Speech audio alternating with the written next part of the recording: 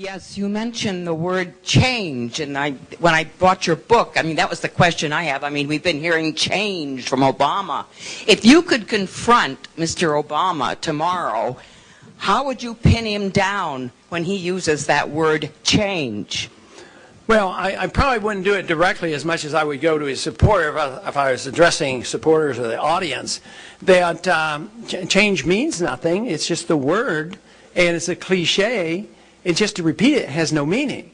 You have to say, what are you going to change? And I would argue, you offer no change. You have the same foreign policy. You want more troops in Afghanistan. You're not talking about only going to war with a declaration. You don't want to deal with the monetary, financial crisis in this country. You want to keep, the system together for the benefit of the banks and the big corporations and the politicians, that argument.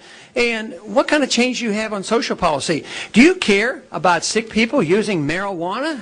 Have you come out for that? And I would just hit him hard on the fact that he doesn't want change. He wants the status quo.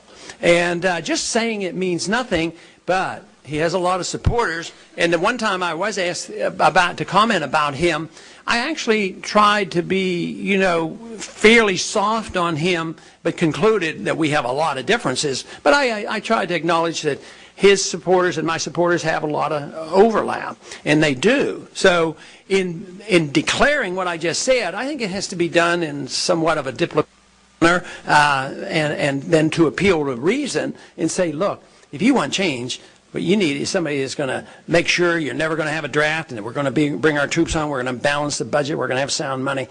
He never talks about any of that. Maybe you could convert him. Well, no, he probably doesn't have real solid beliefs. He will be converted when we convert his young people. That's what will convert.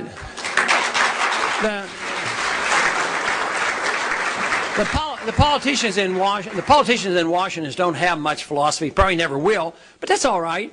That's why we have a chance by converting people's hearts and minds, and that's where we've made our progress.